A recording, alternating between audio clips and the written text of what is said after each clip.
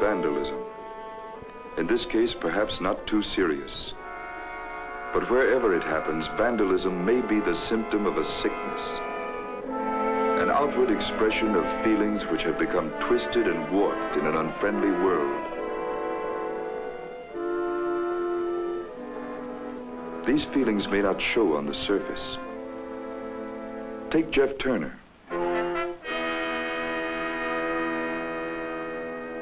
He doesn't seem much different from others in his block.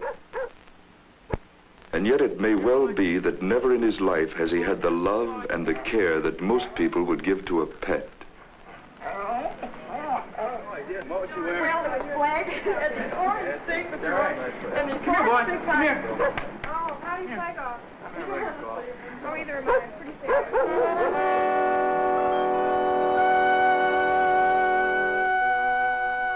So Jeff has come to feel that the world is against him.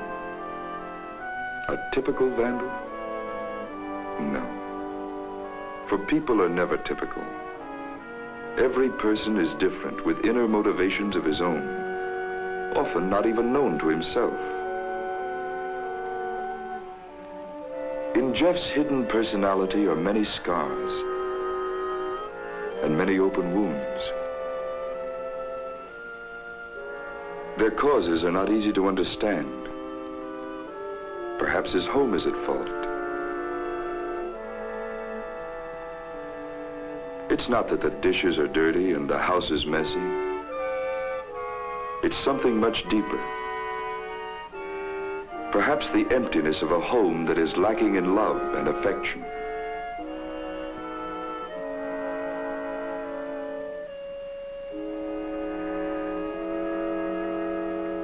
Whatever it may be, Jeff Turner has become an outsider. Made so by complex circumstances which he himself can't fully control or understand.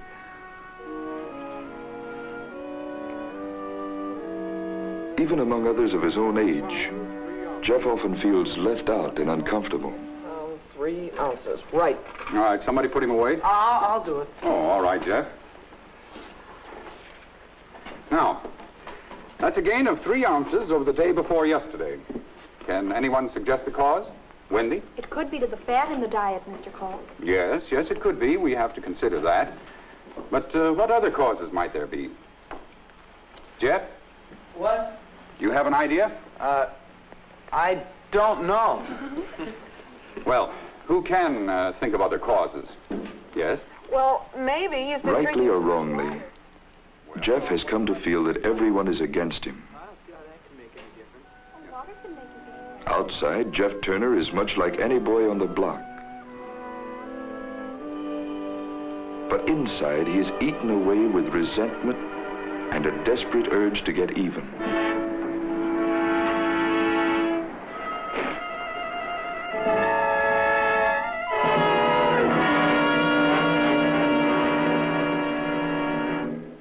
There are others at odds with the world, but for different reasons. Here is Don Cardiff.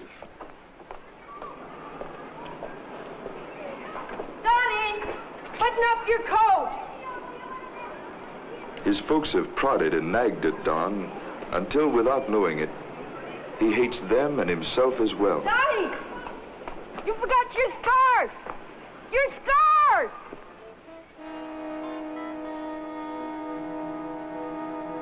And Ed Berger is a product of poverty, made worse by the lack of family love and respect.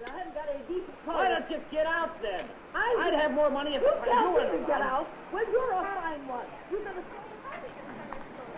Yeah, Mr. Case is my teacher. Right. Oh, he's so funny. Always cracking. These are city boys, but theirs is not only a city problem, nor are all who get involved in vandalism necessarily deeply disturbed. But wherever the natural warmth of human feeling has been turned to resentment by constant lack of affection and understanding, there is danger of vandalism.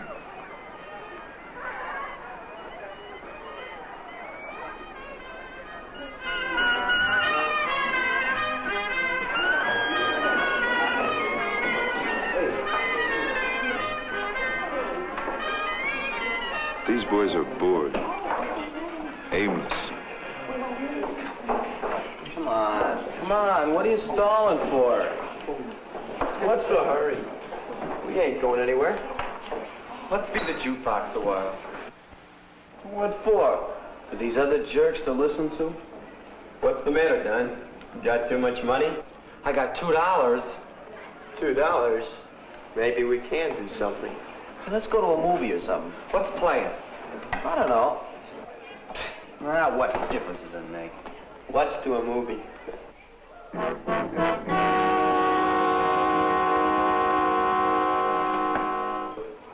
Hey, maybe I can get my old man's car and we can go for a ride.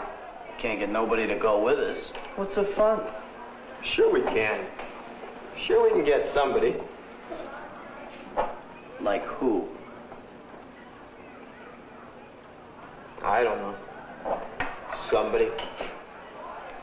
These are the seeds of vandalism, boredom and inner resentment, which lead to the destruction of property.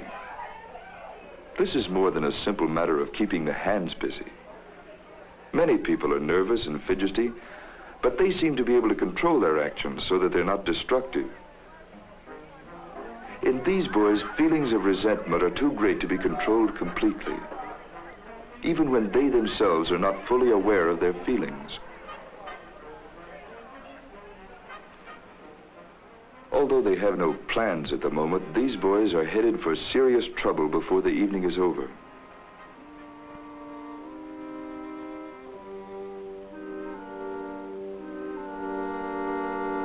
Can this trouble be avoided? How can vandalism be reduced? Can these boys be persuaded to take part in some community activity in order to help them get rid of boredom?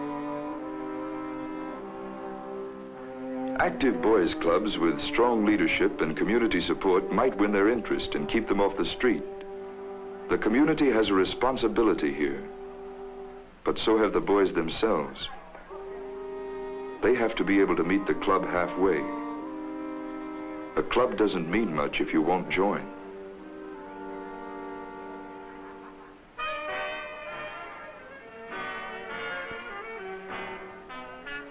Our schools, too, in their after-hours activities as well as in the classrooms, can do much in the fight against vandalism. The sympathetic interest of good teachers and counselors can do wonders in making the world seem less cold and hostile.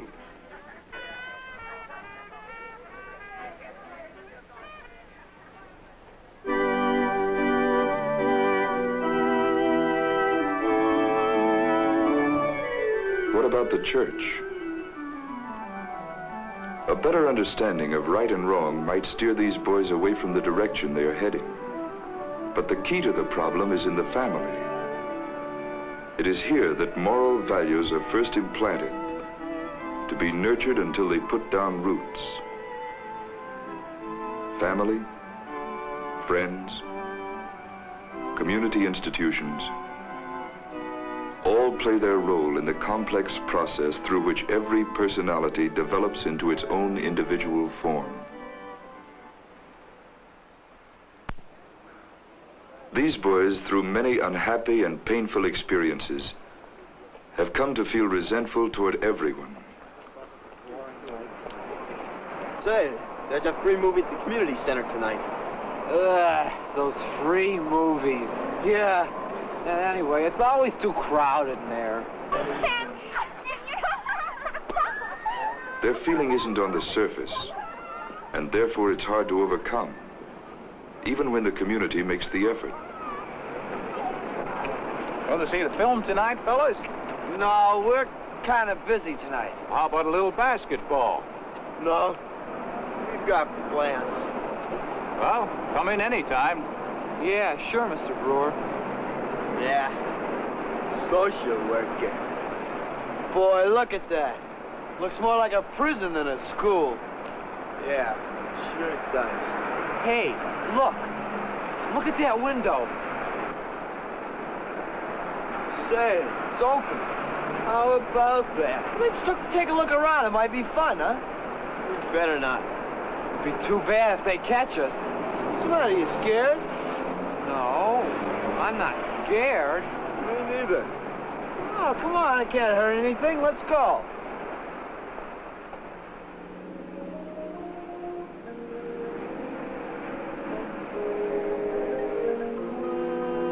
A guard walking by now might save these boys from doing things they'll be sorry for later. But guards can't solve the real problem. How to keep inner feelings from building up until they burst out in unexpected acts of destruction.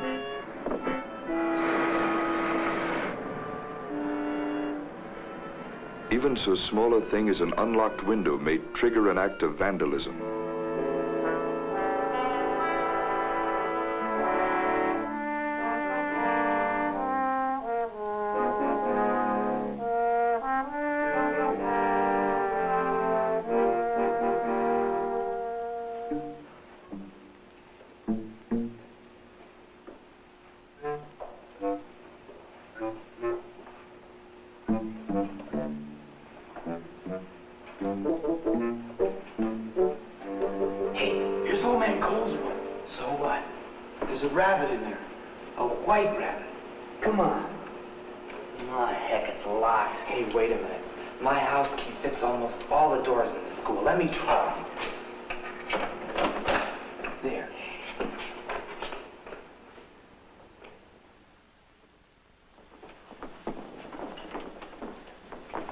There. Ain't he a beaut? Feel how soft he is. Oh, I had one of those. They're kind of dumb. He likes me, see? See how he puts his nose up against me? Probably thinks you're a carrot or something. He sure is soft. Hey, look. Test papers. Your paper in here, Jeff? Wait. Yeah, I probably flunked. Say, how about that? Graded and everything. Yeah. Well, we can fix that. Here goes our whole test. Ed! Cut it out! Why? We're just helping Jeff pass the test. Hey, let me help. Look, you stay there. Boy, will Mr. Cole be sore when he sees this.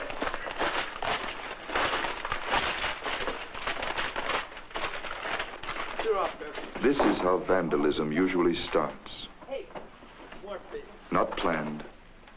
Nothing to be gained or achieved. I know. Come on, let's get the desk. Destruction has boiled up out of hidden resentments and strikes out blindly against everything in its path.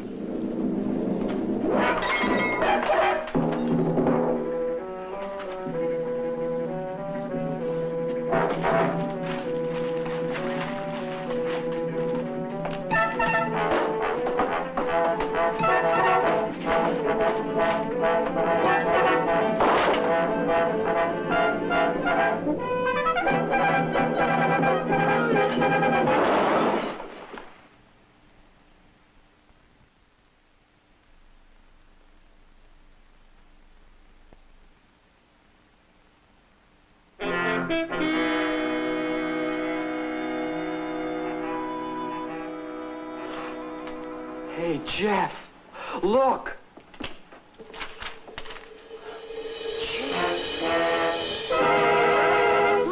My rabbit's gone. We better get out of here. But my rabbit. Look out, Jeff. Look out for that fire. What's going on here? It's dead. It's dead. Dead.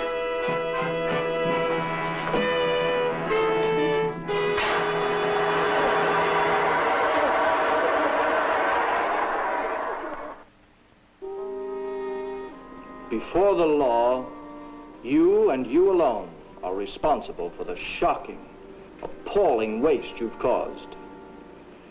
But we know today there's more to it than that. You parents must share the responsibility, for somewhere along the line you have failed your sons. You have failed to teach them moral values. And by denying them the love and security and a sense of belonging which is important to every living being, you have hurt them as surely as though you had denied them food. I know that there are other factors too. The school, the church, and the community all share in this important problem. But the basic fact remains that you three boys are yourselves responsible for your acts. perhaps our doctors, our social workers, and others on our staff, can help you overcome the fear and hate which has brought you before this court. Help you learn how to live a happy and normal life. Nevertheless, I have no choice but to sentence you. So ends another act of vandalism. An act of needless waste and destruction to all concerned.